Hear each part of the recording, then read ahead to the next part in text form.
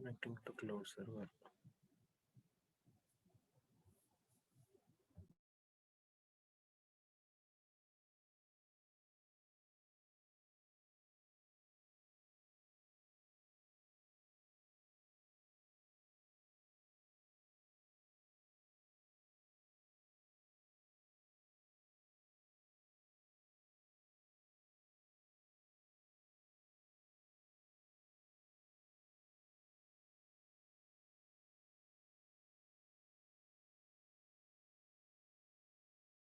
Research Institute, New Delhi.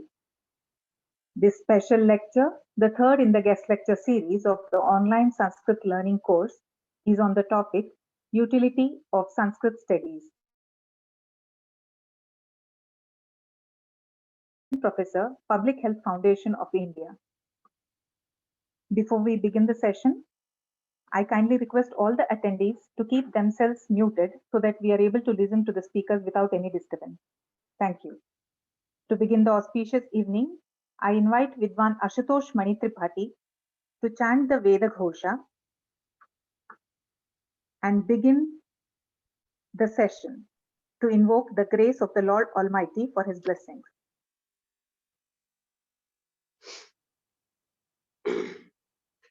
Om Shri Ganeshaya Namaha, Shri Veda Purushaya Namaha. Dhvani agachati va? Om. Shri Ganeshaya Namaha, Shri Veda Purushaya Namaha, Shri Saraswatyai Namaha. Om Gananath Saraswati Ravishukra Brihaspatin Panchaitan Sansmaren Nityam Vedavanim Pravartayet. Gurur Brahma, Gurur Vishnu, Gurur Devo Maheshwaraha, Gurur Sakshat Parabrahma Tasmai Shri Gurave Namaha. Harihi Om.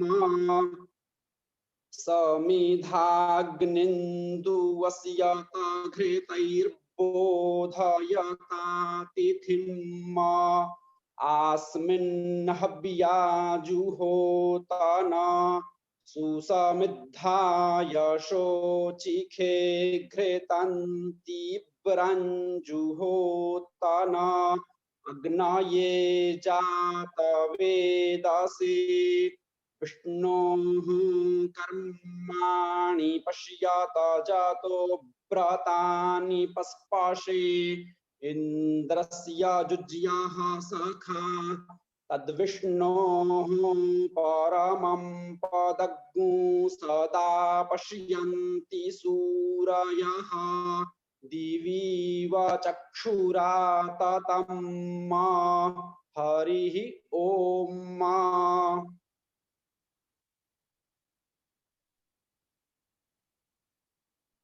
Thank you, Mahodaya. Sanskrit, an all-time relevant language, is not just a language. For me, it is a language to be learnt and understood, a culture to be imbibed and lived, and further extending, one of the most logical and scientific languages to be spread to the entire humanity to reap its benefit, especially medically and otherwise too.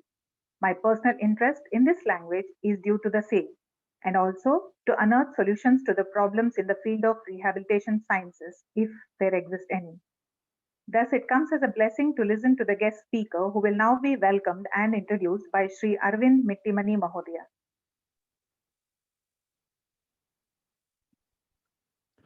Good evening, everyone. I'm here to give a brief introduction of Dr. SRINIDHI, who is the guest speaker today. Dr. SRINIDHI was born on 20th April 1984. He did his MBBS from Bangalore Medical College and Research Institute in 2007. In 2018, he did his PhD in Public Policy from IIM Bangalore. Currently, he is Associate Professor at Public Health Foundation of India, Bangalore. He is also team member of Purna Pramati and Honorary Deputy Director, Aitreya Shodha Prakashana Peetham and Sri Bhagavatashram Pratisthana. In public health field, he has held number of presentations and given talks. I'm just mentioning a few of them here. In 2018, at the 13th International Conference on Public Policy and Management, he presented Equity and Quality in Healthcare, the Role of Teaching and Training of Health Providers. Is India on the path of universal healthcare? Potentials and pitfalls. Another one, deliberation on the direction of Vikalp Sangam on health knowledge at Transdisciplinary University in 2018. National Health Policy and Analysis as part of orientation workshop on social policy held at Rajiv Gandhi National Institute of Youth Development in 2018. Translating research into a capacity building tool to strengthen obstetric competence at EPHP in 2016. Translating research into a capacity building tool to strengthen institutional obstetric practice at Canadian Conference on Global Health in 2015. Risk Assessment as Handbook and Risk Assessment Tool at the Roundtable on Experiences from the Field, Lessons for Maternal Health Policies at IIM Bangalore 2015. Deconstructing Clinical Knowledge of Obstetric Care at Primary Level, Insights from Rural Karnataka, India at International Conference on Health Systems Reforms in Asia 2013.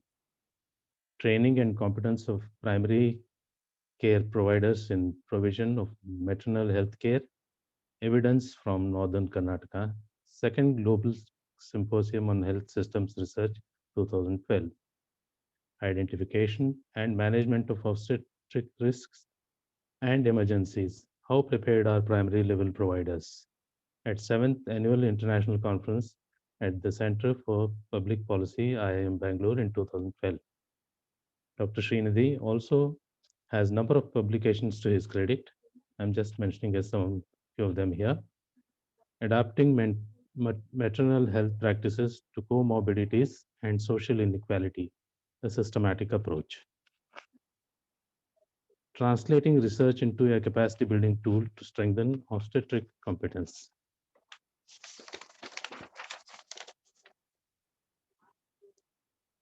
Fostering knowledge implementation links project 2012, identification and management of obstetric risk and emergencies. How prepared are primary level providers? Gender and health equality project 2015, identifying and assessing material risks, a handbook for healthcare providers in the series of decoding maternal safety. Under the same series, there's another publication, Arivu Neravu, for maternal health, what community should know and do. What sets Dr. Srinidhi apart from his professional field, is his achievements in Dvaita Vedanta field. He has also held a number of talks, presentations in Dvaita Vedanta. I'm just mentioning a few of them here. A note on history, society, and Madhva Vedanta in 2013. Gita Jayanti Hindu in 2014. Sanskrit Development Plan for Next Decade, a Dvaita Perspective, that was in Udupi in 2015. Bhagavad Gita, a context to Indian traditional thinking. This was an online effort. Madhvacharya's sources, an insider's framework versus Mesquita's fictitious theory, again in 2020. Katha Lakshana Tika, Sri Jayatirtha's engagement with Brahma Tarka and Akshapada School, again in 2020. He also has a number of publications in Dvaita Vedanta field. A few of them are Shivastuti Tika of Sri Vaishnava Vaishwanatha Narayanacharya, Nyayamrita Narayana Nyaya Ratnavali of Sri Padmanabha Tirtha, Gita Gudartha Chandrika of Sri Vanamali Mishra, Virodhodhara of Sri Tamraparni Srinivasacharya, Ramanujacharya's Sutrartha of Sri Vijayendra Tirtha, Bhashya Ratnamanjari of Sri Vedagarbha Narayanacharya, Karma Nirnaya Tika Tippani of Sri Venkatesha Narsimhacharya, Prameya Muktavali of Sri Tamraparni Srinivasacharya, Suvarna Manjari of Sri Kantara Ramacharya. Dr. Srinidhi also has received a number of awards for his outstanding achievements in the field of Dvaita Vedanta. He has received Vidyarashmi by Sri Vidyeshatirtha Swamiji of Bandhar Kirimatha, Professor M. Hiriyanna Grantha Puraskara 2013 for the edition of Gita Gudartha Chandrika as the best edited Sanskrit book by Karnataka Sanskrit University. That was a small brief about Dr. Srinidhi. We are indeed fortunate to have him today in our program. I once again welcome him for the program. Thank you, everyone. It's over to host again. Thank you. Now I take the opportunity to invite Dr. Srinidhi to begin his lecture for all of us.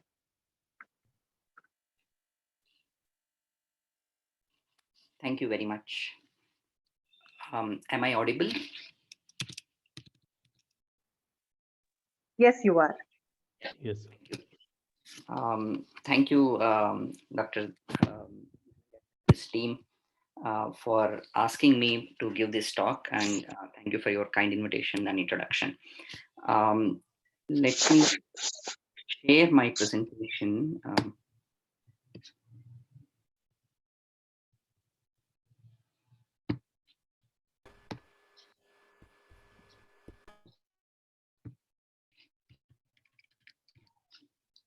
Okay, I hope the screen is visible. Yeah, thank you. I'll try to keep this to probably 35 to 40 minutes so that we have a little bit of time for discussions at the end. I will be looking at the utility of Sanskrit studies mostly from an outsider's perspective, though I had the fortune of learning Sanskrita and disciplines within Sanskrit under the traditional gurus and in a systematic traditional way, though not in a traditional Gurukula system.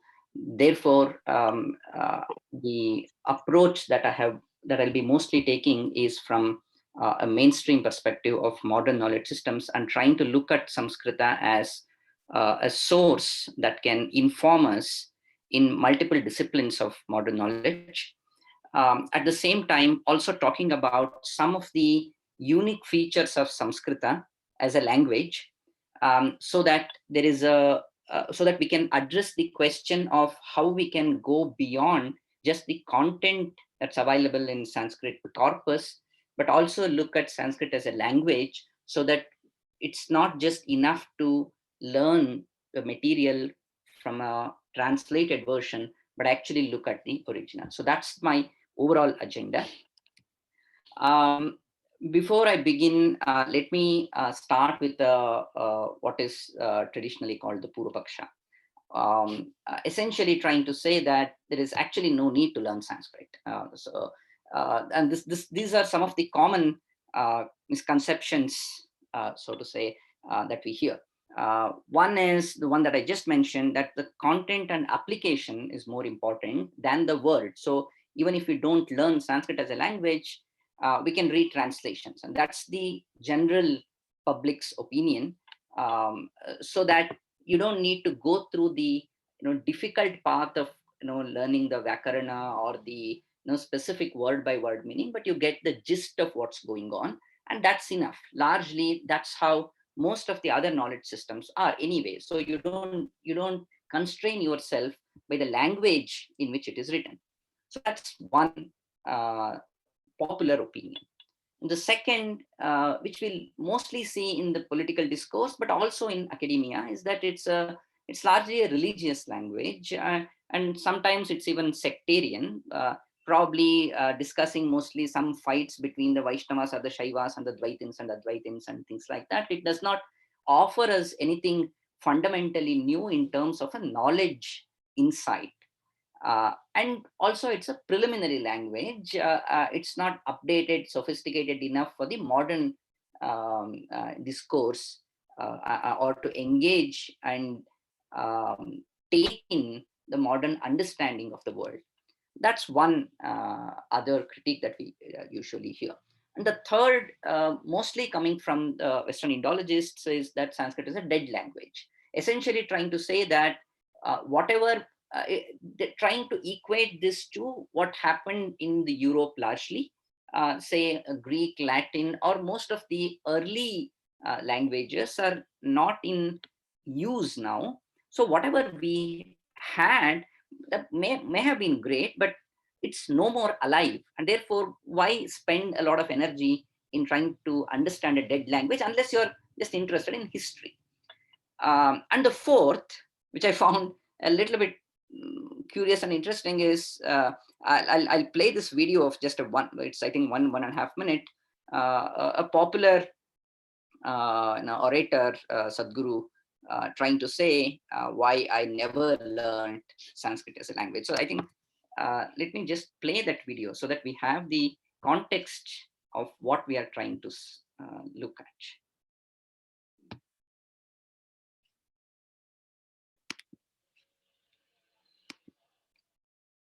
Is the YouTube video visible or no? Just a second, I'll just do this. No, not visible. Yeah, just 1 minute.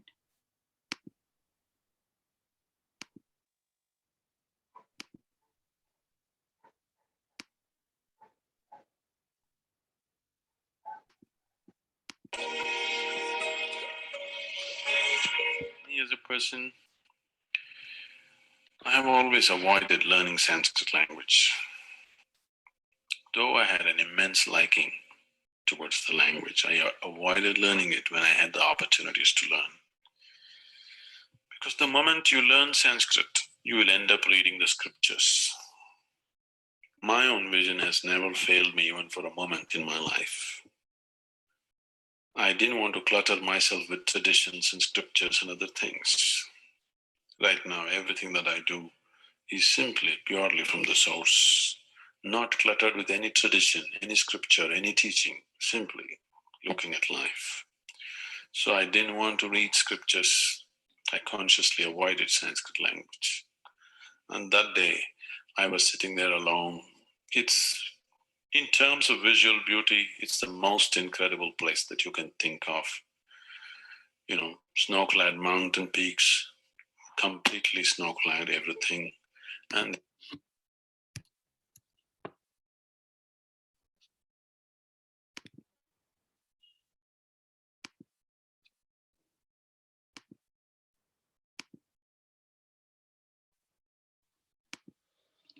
I think that gives us the overall perspective.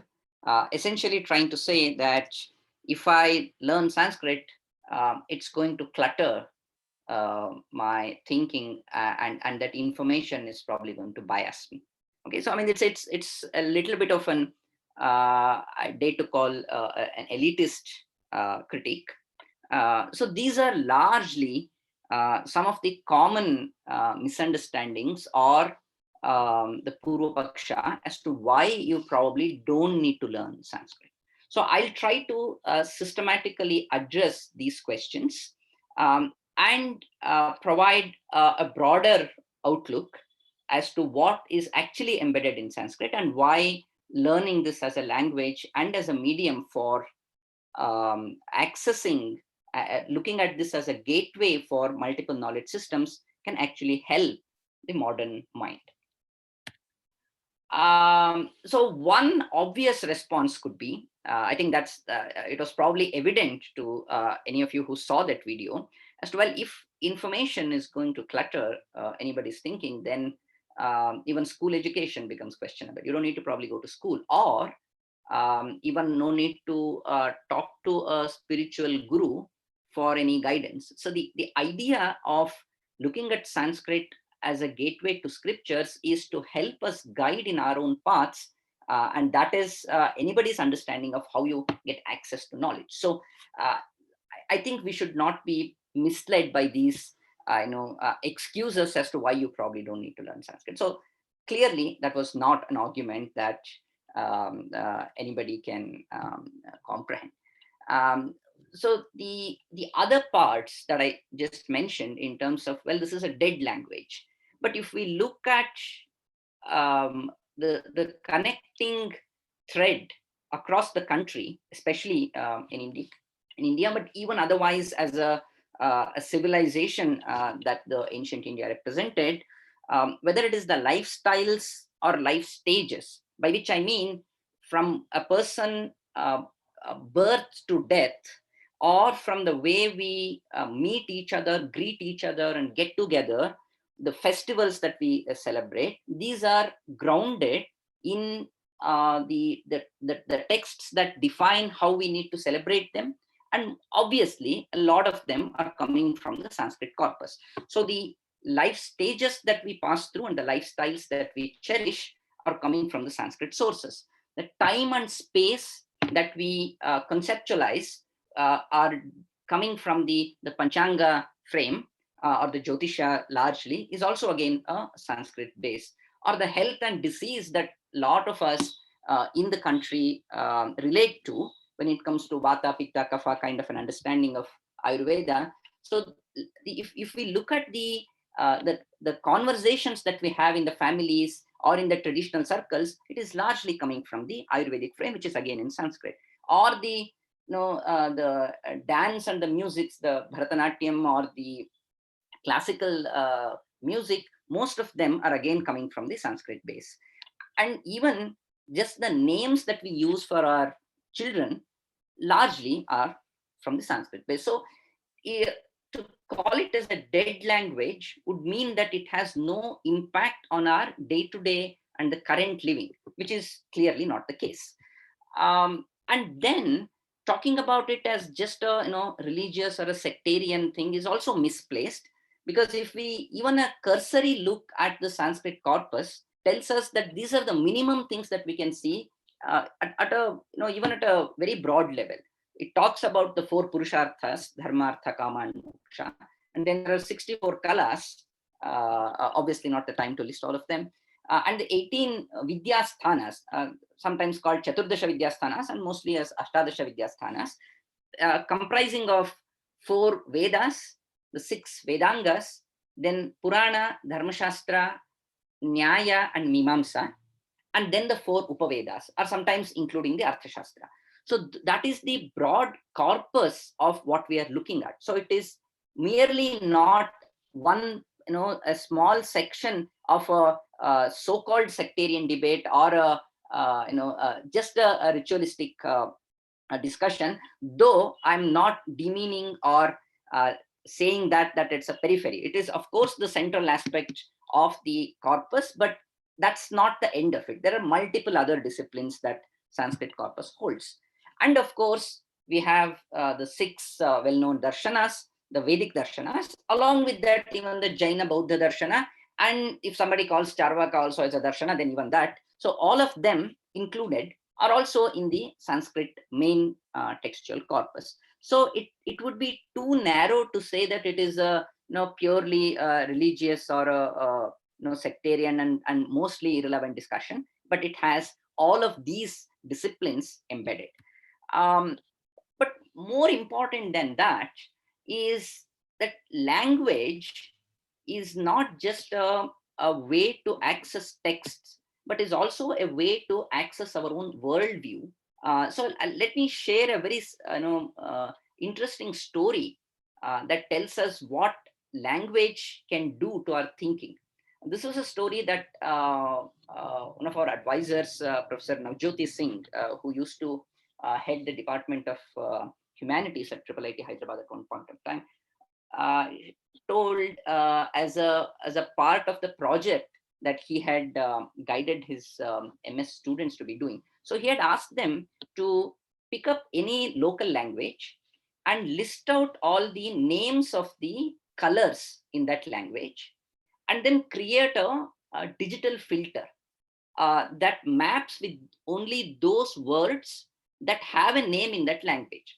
So in different languages have different names for colors. All languages do not have names for all colors. So when you look at the outer world with that digital filter that only specifies the names of the colors in that language, then the whole world appears a little different in terms of the color shade.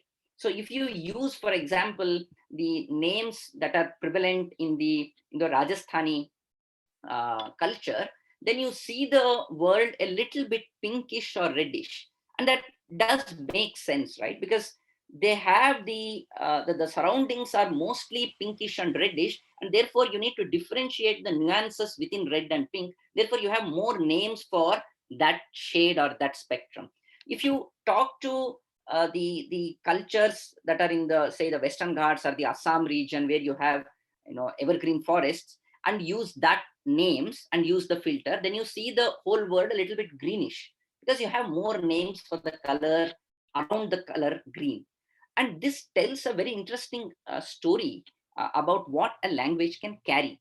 A language carries our own worldview, and therefore just translating them and not accessing the knowledge behind those words can actually blur and fail to capture the worldview that the language was actually capturing. And given that the language is a reflection of the culture, we have a better understanding of the world through the language of our own heritage rather than an imported one. So that's the whole point of looking at the original language and the ancient Indian language, and therefore Sanskrit.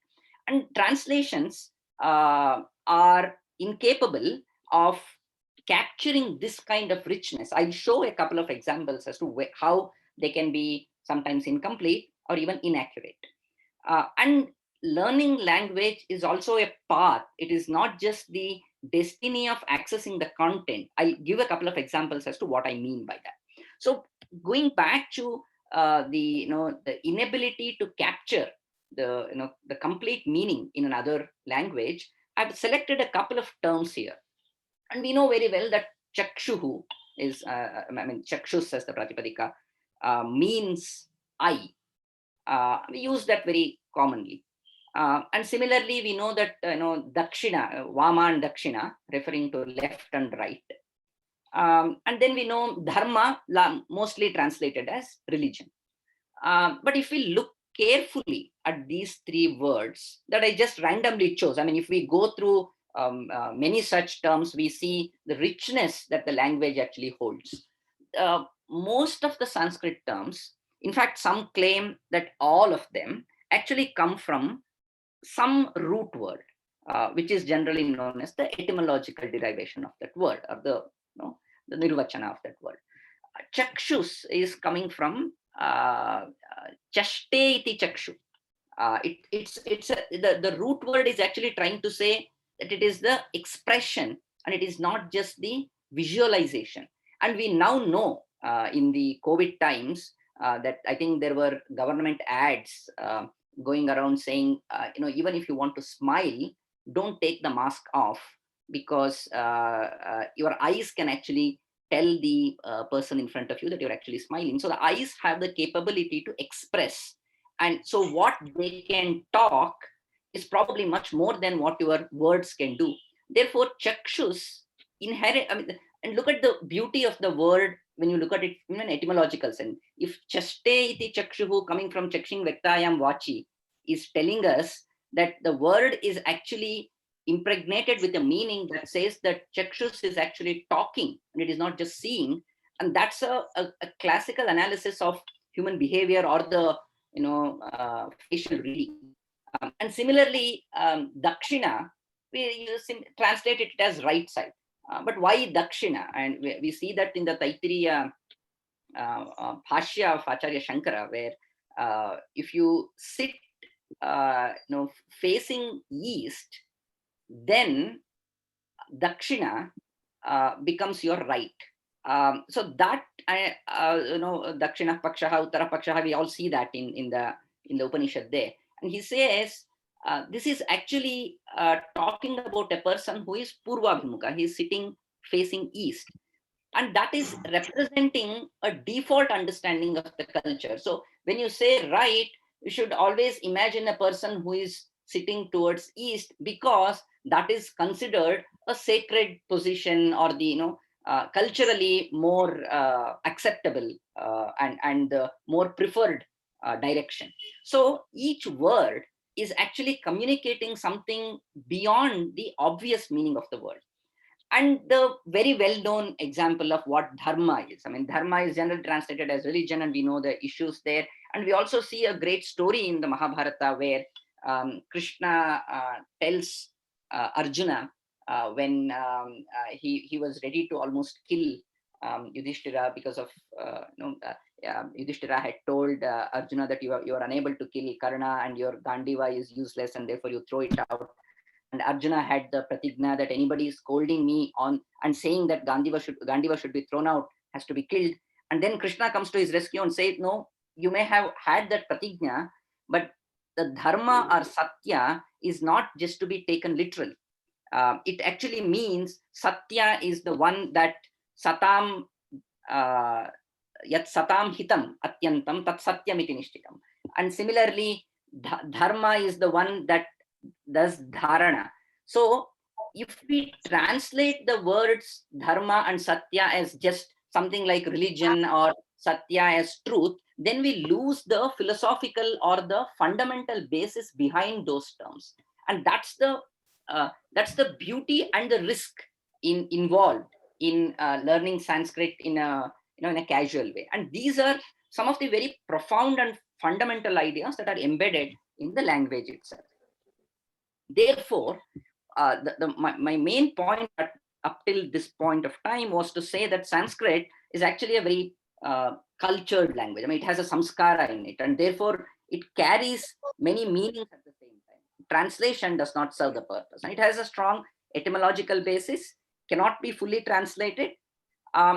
Beyond that, okay, even if we agree that, okay, we'll go with the translations, then in the rest of my slides, I want to show a couple of examples where content going beyond the language and the approaches taken in writing them can actually help us in developing our own critical insights into different fields. One example I want to show from Ayurveda. This is Park's textbook, which I come from a modern medicine background, and this is a well-recognized and respected textbook. And this is going to say that for long, man was groping in darkness about causation and disease.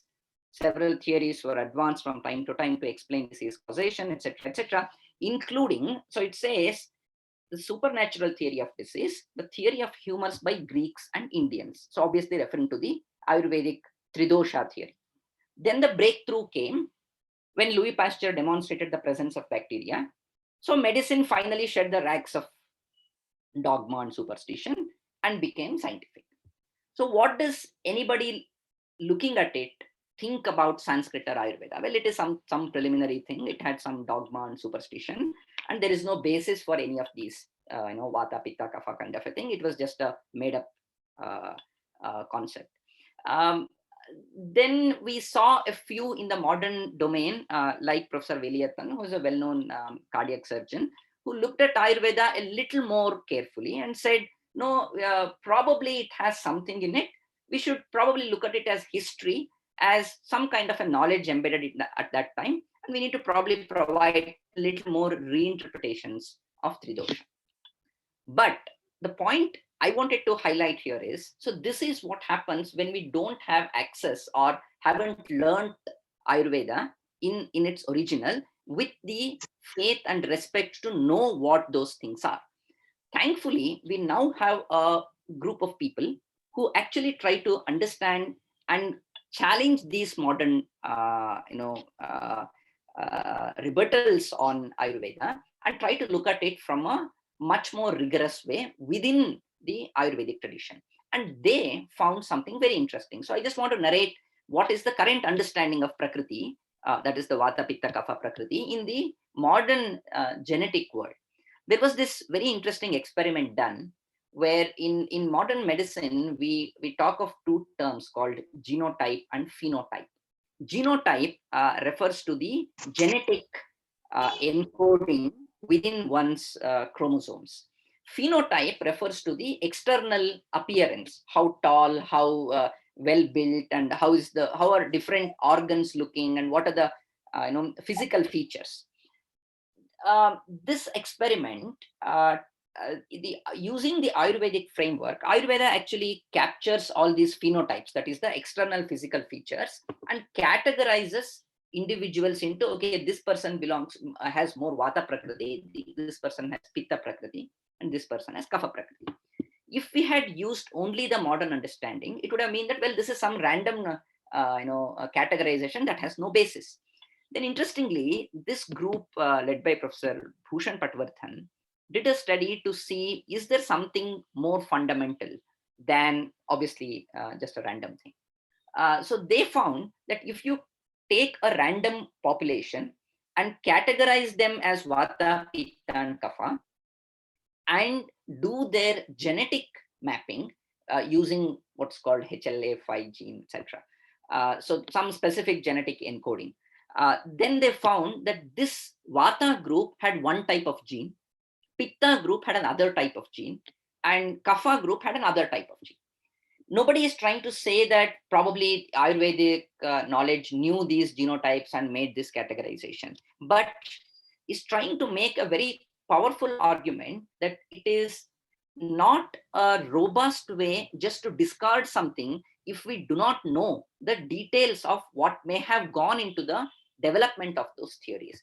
And if we had, just because we have sustained the tradition, we are able to do those experiments. If, for example, we didn't know how to categorize Vata, Pitta, Kapha based on Ayurveda, thinking that, well, this is all bogus and not scientific, then there was even no scope to do this kind of an experiment. So tolerance has virtue, and understanding some of these traditional knowledge systems, at least retaining them as they are, if they are not causing any harm, then we may have some tools even in the modern day to know what they are talking about. Similarly, there are some studies going on about the Chikitsa Sutra that is trying to say that don't go by the modern way of doing give a drug to one group and then do a placebo to the other group, but the drug can itself be different using the Ayurvedic framework, etc. I'm not going to the details, but the point I'm trying to make is,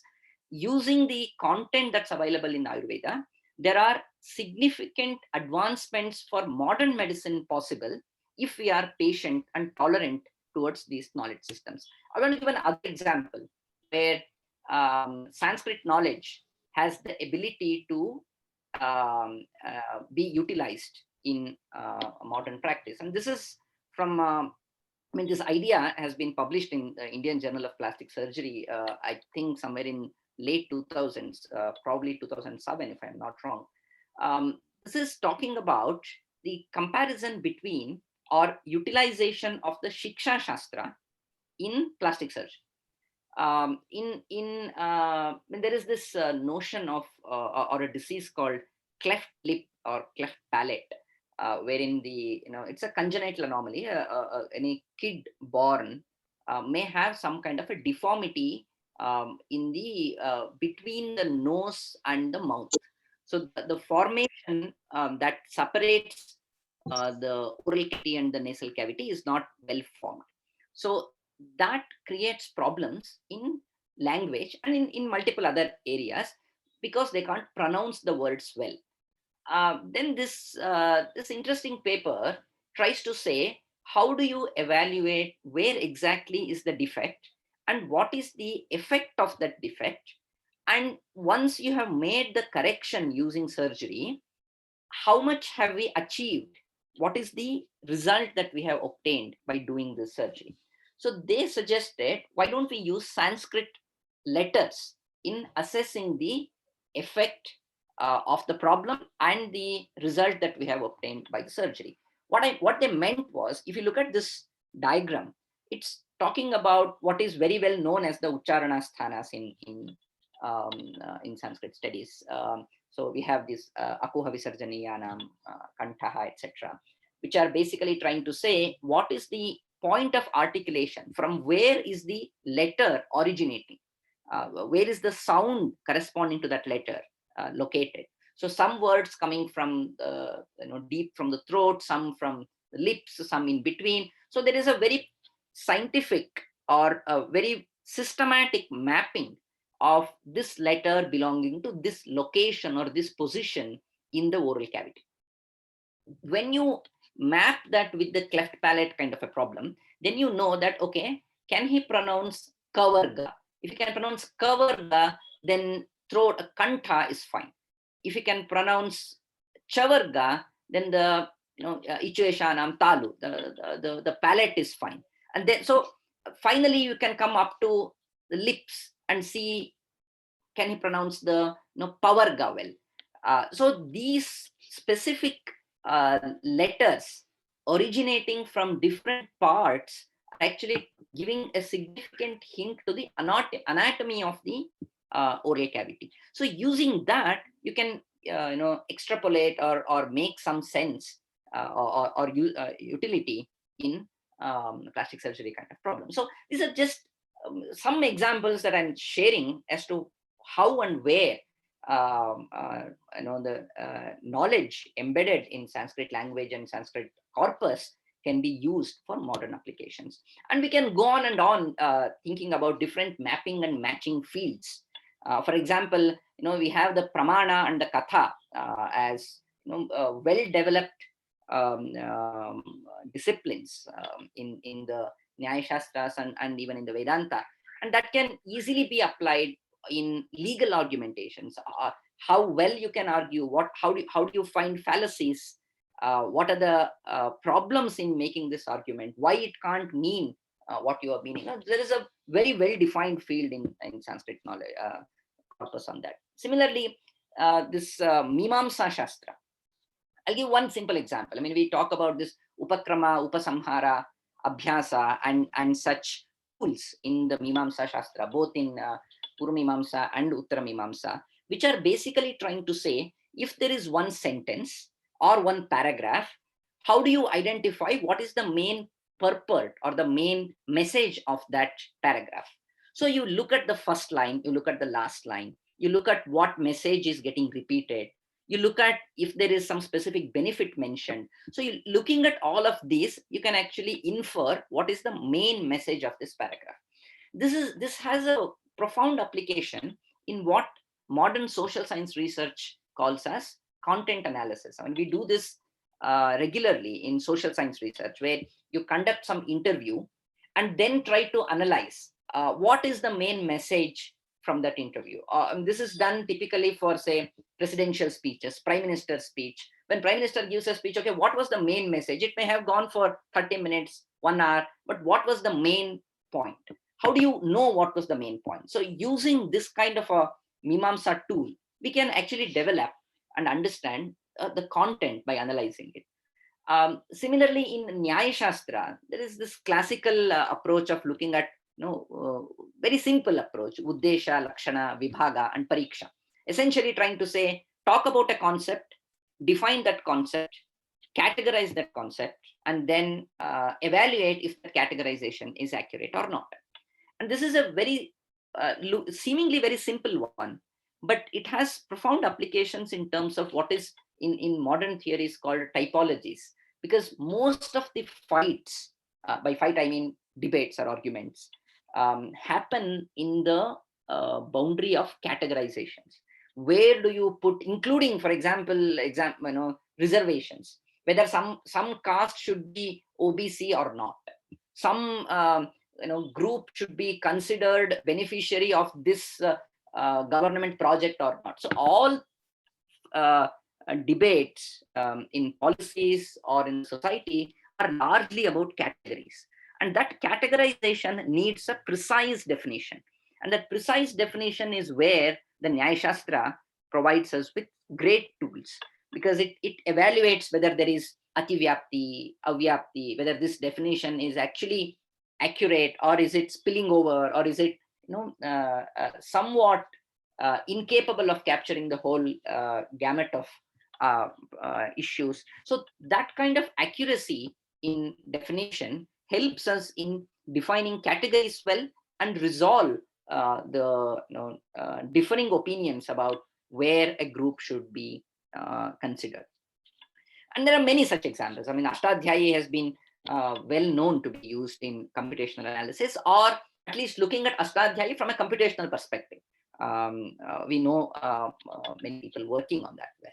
And I shared a couple of examples from Ayurveda. And then the Puranas, Itihasas, and the Smriti Granthas give us a very good hint about multiple things. One of them is ethics. Because the example of the Yudhishthira, Krishna, the story that I mentioned, when it says dharma is the one that does dharana, essentially means that it is something that sustains. In fact, I was wondering the right term for dharma may be ethics, because we use the term in popular discussion that this is the Vaidya's dharma, this is the police dharma, this is advocate's dharma. So dharma means whatever is the professional ethics of that group or that profession. So therefore, but this comes when we have a good understanding of the word dharma, and that helps us in defining ethics. For example, we had this debate in one of our conferences where how should we define public health ethics? I was suggesting if we look at ethics as dharma, then we get probably good insights, because then what we mean then is, what is public health ethics is whatever does the dharana of public health is public health ethics. So that gives us a very good tool to address modern problems and questions. And in fact, I'm aware of a workshop that I think the Kavikula Guru University at Nagpur did under Professor Varkhedi's guidance, I believe, on Tantra Yukti and writing. So the Tantra Yuktis are the ones that we see at the end of Charaka, and also used in other disciplines, and how you use that for a good writing. So how do you do Atidesha, how do you do Anuvritti? All of those help in writing well.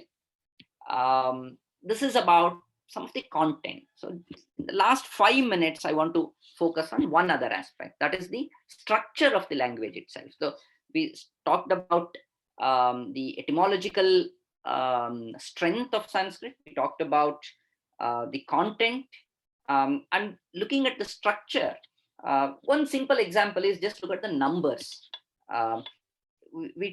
All the numbers in Sanskrit always start from unit place, then the tens place, then the hundreds place. I don't have time to go into the details of it, but if you compare this with any other language, even including the Indian languages or English, there is some amount of inconsistency. We talk about where, for example, between 10 and 20, in English it is 11, 12, 13. So the second, that is the unit place, comes first, and then the tens place, 13, 14. But then we shift suddenly from 21, 22. So you talk about the tens place first. After 100, it is the 100th place first. Whereas in Sanskrit, there is significant consistency. Starting from 1 till infinity, you always say units first, then tens, then 100. It may sound simple, but look at the consistency and the amount of thought that may have gone in making this. That's one structural example. The other example is the form of sutra. And this I want to spend 2 minutes in explaining, because the sutra forms is probably not found in other languages or other cultures. I mean, we have whether it is the Ashtadhyayi or all the Shaddarshanas having their own sutras. And then we have the vrittis, the bhashyas, then the other tikas, vyakhyanas. The beauty of that is the same sutras become the text for everyone. Depending on the amount of detail that you want to go into, you can go to the kind of commentary that you want to explore. And because the commentaries deal with the same sutra, that sutra gets repeated in our mind. I mean, we keep talking about the same sutra again and again, and that gets memorized or imprinted very well.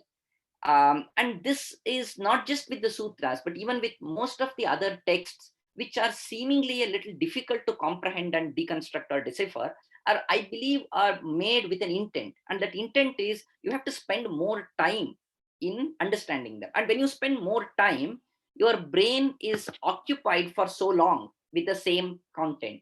And when you do that, it becomes easier for you to retain that information. I think we all know this from our experiences. If you just read something like a newspaper, we may understand it very well and it is easy, but we forget it very quickly because we haven't spent a lot of time. And so the engagement is limited. But when you have a little bit of a complex term, complex wording, and you spend more time using commentaries and sub-commentaries, then the main thing sits in your mind for much longer time. And that is the logic that we see in all other texts also, because I mean, I've just quoted a couple of things here. Brahmapi tanna janati ishat sarvopi janate is a quotation that Acharya Madhva provides in his Gita Bhashya about the Mahabharata, that even Brahma cannot understand fully, but everybody can understand at least a bit. What does that mean? So it is, all texts are accessible to even the children, but have the amount of knowledge that even a senior scholar can keep digging into. So that makes the same verse read again and again, same word contemplated again and again, and that becomes imprinted, and that becomes the samskara. And that is the value of having a language that is so structured, at the same time so simple for beginners, but yet complex for seniors too. And this is possibly the reason why we now have a new term called Sanskrit effect in modern neurosciences, where Sanskrit effect is something where you spend a lot of time memorizing things, then your brain size is also, it increases naturally because of the memory that it needs to capture. And this has another philosophical utility. That is, this is yani namani gaunani vikhyatani mahatmanaha is what we hear at the beginning of Vishnu Sahasranama. So the nama of Paramatma are not just the names, but they are gauna namas, essentially trying to say that they're also talking about the guna. And that guna is possible to be understood only when you keep deconstructing and deciphering and trying to understand the inner meaning of that word, and then you appreciate the qualities that name represents. So this always getting immersed in the language and looking at the different layers of meaning that it carries has a significant spiritual utility and normal material utility also.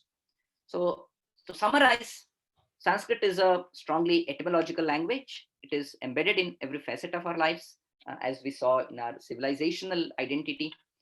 Its content, that is the examples that I gave of Ayur genomics or the plastic surgery one, or the Chikitsa Sutra, and the Nyaya Shastra's application, the Mimamsa's application, all of those, its content and its approach of trying to write in the sutra form and also have both ends, the Sankshepa and Vistara, and its structure. So all of these are providing, have the potential for giving great knowledge and also help in our thinking. Thank you. Sorry if I overshot the time. Thank you very much. Thank you, Shriman Dr. Srinidhi. The more I listen to all of you, the more I realize that how less I know. Thank you so much for such an enlightening insight into the value of the language that we are learning. Now the session is open for the question and answers. Anybody who wants to ask a question can raise a hand. That option is available in your Zoom thing, and I'll call out your name. Yeah, Mr. Prakash can go ahead. Namaskara to everyone, and namaskara to the honorable speaker. The question is, even though he laid out so many points supporting the Sanskrit language, and especially when we touched upon the different parts of the mouth, which can diagnose certain things, I have to see the proof for that, in the sense that in today's world, since he is an MBBS doctor, the way in which we treat an MBBS doctor is based on the symptoms. Similarly, I want to see the proofs for that This Ayurveda can do this, Ayurveda can do that. All those things are good, but when it comes to reality, the effect of that is very, very less. So from that perspective and the Sanskrit language, I want to get his perspective. Thank you. I fully agree. I think we need to differentiate how much is evidence based and how much is just a rhetoric. The example that I shared was from a published peer-reviewed journal, which is not actually providing any great treatment option, but is just telling us an approach to look at diagnosis and prognosis, not from an Ayurvedic perspective. It is talking from a modern medicine perspective, but using the Ucharana Sthana approach to identify the anatomical positions. So I guess it doesn't need any further significant evidence. However, the point that you made about Ayurveda in general, saying, it will result in this and where is the proof, is very valid. And I think we do need more evidence. The way to collect evidence may need to be tailor-made to the Ayurvedic principles and cannot be just copied from how modern medicine takes evidence into consideration. Because one of the key differences that are philosophical is Ayurveda is not one approach or what is generally known as one-size-fits-all approach.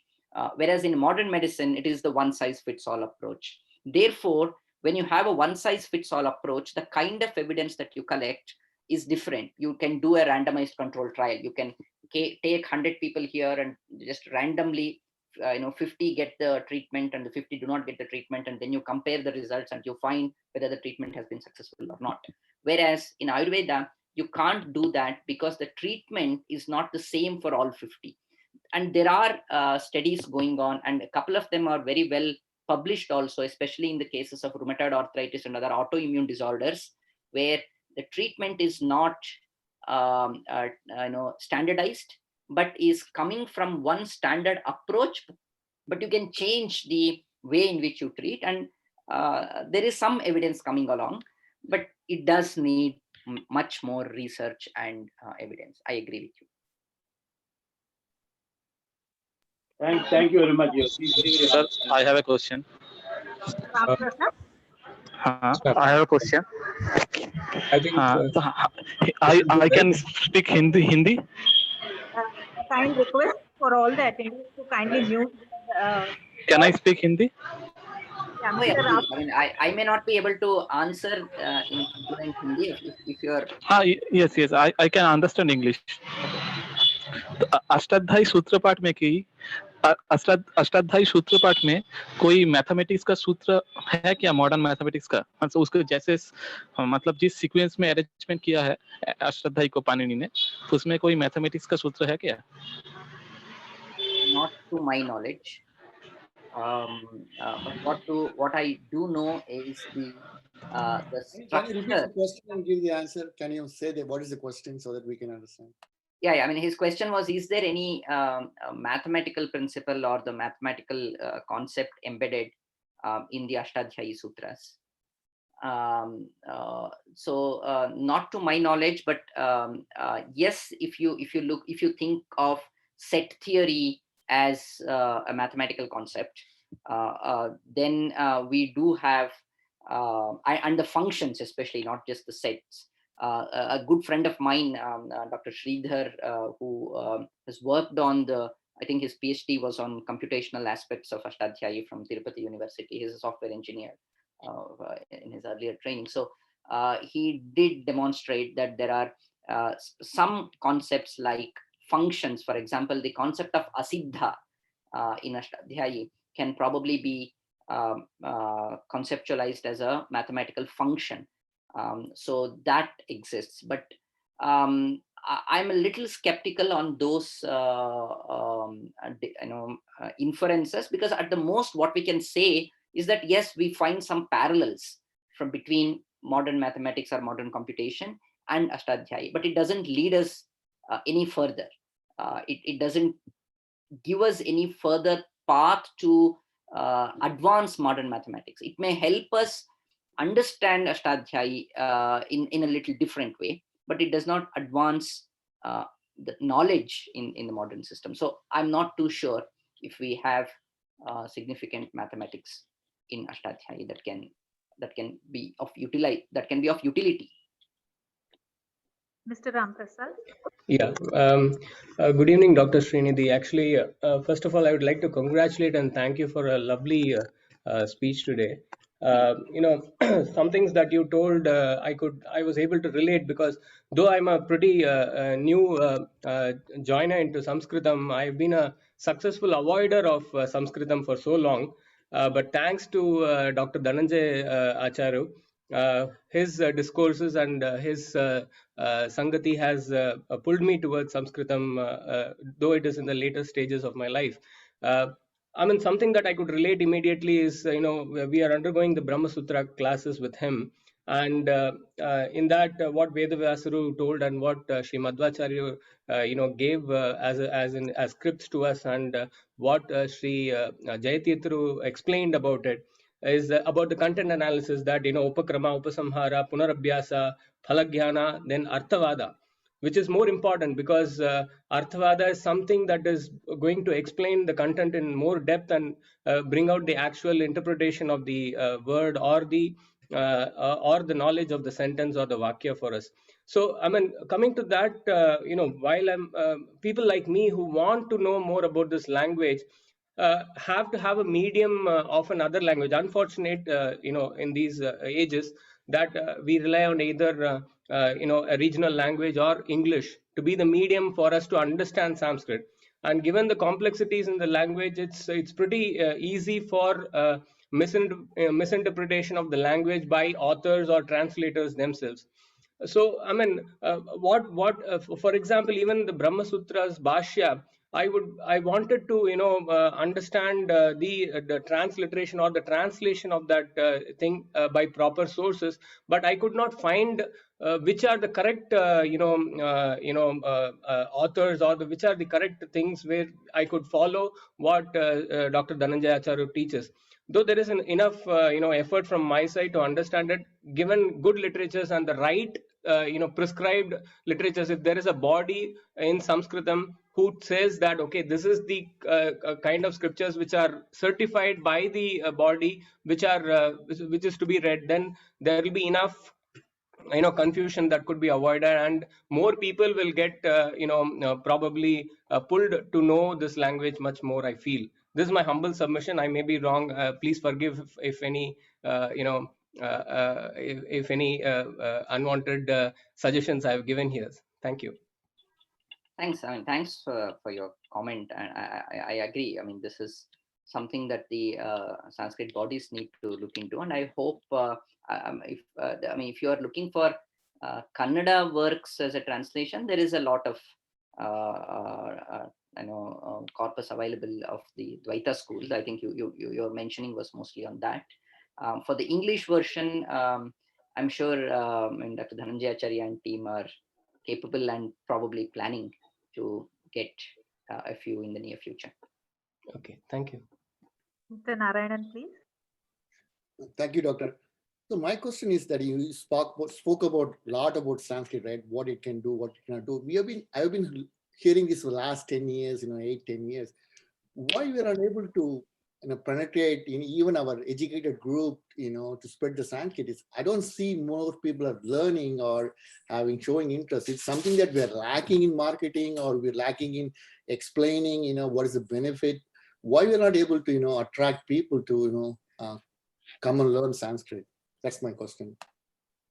That's a very tough question. I don't have a straightforward answer, but I think it is possibly, it's obviously multifactorial.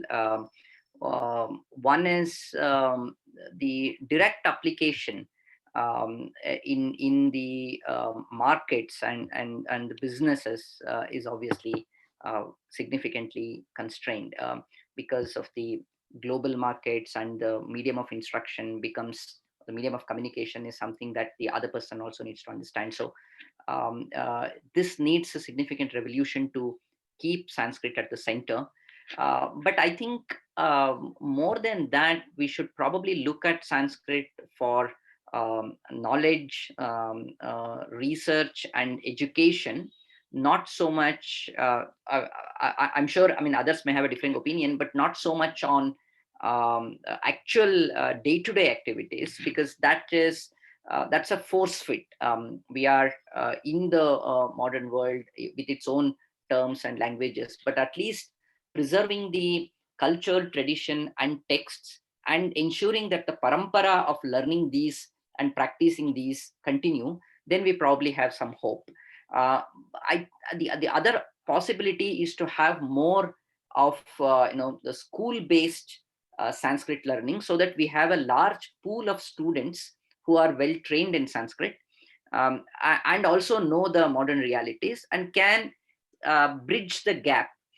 We probably doing it from the top is not going to work. We need to develop that kind of a critical mass that can think about these questions and come with some kind of an interdisciplinary platform and more sustainable opportunities for Sanskrit-based activities. But I really don't have a clear answer to your question. Thank you. Mr. Sitindra, before you ask a question, may I request all the attendees to kindly keep the questions very brief. Thank you. Mr. Yeah, okay. Mr. Srinidhi, like adding to previous query, now we get a lot of information, like about the history of Sanskrit or the importance of the Sanskrit.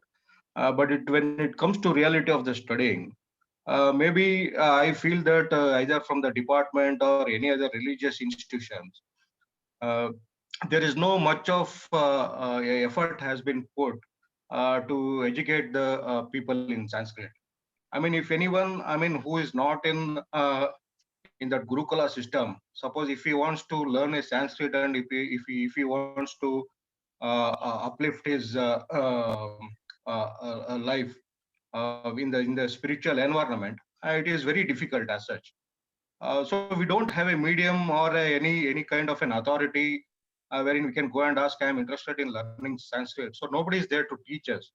So maybe any kind of a platform, if it is created, I think it will be of a great help, like a open university. Maybe if some courses, if the short-term courses and then advancement courses, if they can start, I think really it will be of a great help. I agree. I think Samskrita Bharati is doing a fantastic job, but it probably needs to be scaled up in collaboration with other universities and individuals also. Yeah, I think we are probably on that path. It should happen sooner than later. Yeah. Okay. Thank you. Thanks. If it is happening. Yeah. Namaskara, Srinidhi Acharyare. So it was a very scintillating presentation. A lot of new insights came up, and that Ashta, that is 18 different kinds of Vidya, was new to me. So one thing that perked my interest is the Ashtadhyayi and computational analysis, and your talk about numbers. One of the articles I was reading, there is a professor by name Chandra, I don't have the exact name. He's of the opinion that calculus actually got invented in India as part of the Jyotisha Shastra, which is computational. So in Indian Sanskrit traditional system, mathematics is called Ganita, computation, rather than maths. Whereas in the Western world, they give emphasis on theorems and lemmas and proofs. We are more interested in the practical application of the numbers. In fact, all the numbers they are called Hindu numeral system, right? Like you mentioned, the consistency of unit, 10 and hundreds, and the way we count the numbers, we also have ordinals, not just numbers, right? So that is a very consistent way of doing things. So my question is, are there efforts underway to unearth all these Ganita Shastra and apply to the modern perspective? Because we have a large population of IT and other disciplines where modeling and Ganita can be of immense help, to do computations.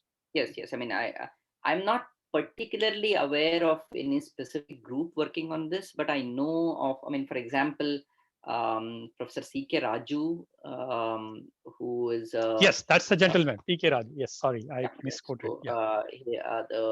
I think, I mean, very well trained modern mathematician, and has a good hold on Indian mathematics. There are a few individuals here and there, but we, to my knowledge, we don't have a good networked platform that is looking at this rigorously. We do need to work in that direction. You're right in terms of the calculus aspect also. It's generally seen as coming from the Kerala mathematical tradition, or the Kerala Ganita tradition, as you rightly pointed. So my knowledge, I don't think we have done enough in unearthing them. There are all these knowledge systems need to be more rigorously looked into from the modern perspective also. Mr. Arvind. Yes. First of all, congratulations and thank you, Dr. Srinidhi, for an engrossing talk on the topic. And also, I had the privilege and honor of introducing you. Apologies if I have made any mistakes in that. My question is, see, we all learn languages from our mothers, and that is why it is called mother tongue. I don't know when Sanskrit lost out as a mother tongue. If mothers were talking Sanskrit, there wouldn't have been any special effort made or making to teach Sanskrit to their children. Is it possible anyway? Do you see that such an effort is possible in future, so that we don't need to make special efforts to teach Sanskrit as a language? I think so. There are efforts from the Sanskrit Bharati side for making Sanskrit as a conversational language, so that more people speak in their regular usage, and therefore children also learn it more quickly. And I'm aware of a few small pockets here and there where some villages and some families are talking only in Sanskrit, and therefore their children getting that as a mother tongue in the real sense. I don't know how practical it is to actually scale it up for everybody. And also the Sanskrit as a language and as a gate to knowledge systems probably need to be differentiated, is my own understanding, in the sense, even the conversational Sanskrit, or just learning it in the form of a mother tongue is probably insufficient, because it is fairly technical in terms of the content and the approaches taken. It is, for example, the etymologies that I talked about, or the the Mimamsa based analysis, or the Nyaya Shastra's language, or the Vyakaranas, Paribhashas, and all of these are, or even the Ayurveda terms, most of these are technical. So at the most, we can get to the comprehension of the vibhaktis and some kind of anvaya. That much is possible with a conversational thing, or making it mother tongue. But I don't know whether that is actually feasible at a large scale. Probably making the conversational thing a little more accessible would make at least the first step, because a lot of resistance and the reluctance in learning the language is when you hear that, well, there are so many steps or so many difficulties to understand this language, therefore nobody would attempt. So there is this classic starting trouble. So once we have that access and can start speaking and understanding simple things, then probably the technical language can also be learned with some effort. So we still need to make some headway in that, but I'm sure there are organizations working towards that direction. Let's hope that we can do that quickly. Thank you, Doctor. Thank you. one last question from my side. Um, in the context of the Sanskrit effect which you spoke about in your presentation, is it possible, not just by the chanting of Sanskrit shlokas or mantras, is it possible not just to increase the size of the brain or whatever you spoke about, is it also possible for improvement in comprehension skills and the analytical skills of a child? Because I belong to a field of rehabilitation sciences and special education especially. So this is what I wanted to know. Yeah, I mean, thanks for that very interesting and potentially highly useful application. Um, I'm not aware of any evidence available as of now, but conceptually speaking, it sounds possible because of the way the language is structured. If we train them not only in chanting but also in analyzing the language, because the analysis of the language is a little bit rigorous and systematic, so it does need more critical thinking to make sense of different terms, different sentences. So talking purely from the first principles of how human brain would work, the more activity you give to a specific component, the more active and the more capable it becomes.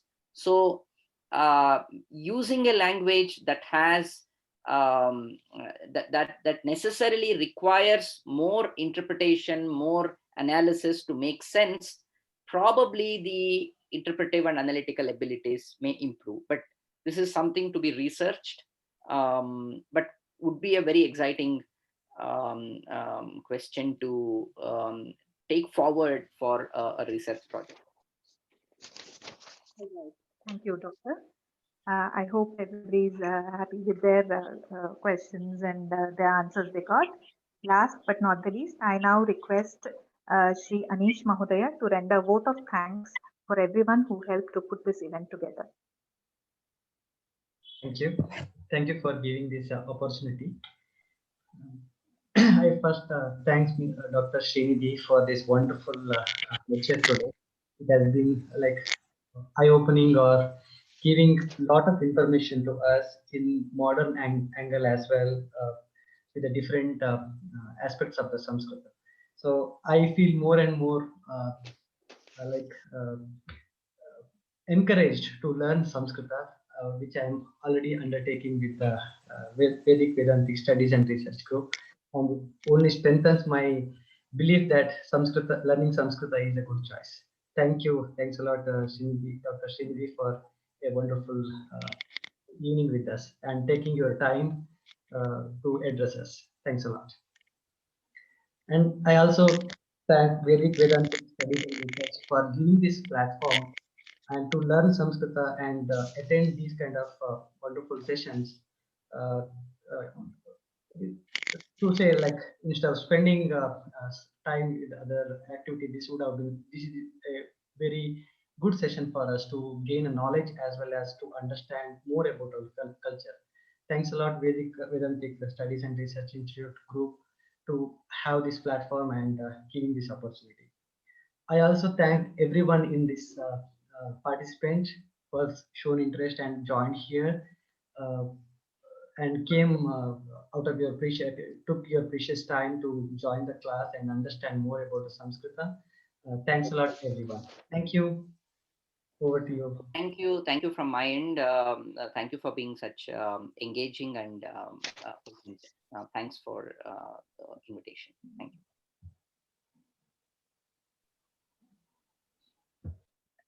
Thank you one and all for participating in this event. Thank you.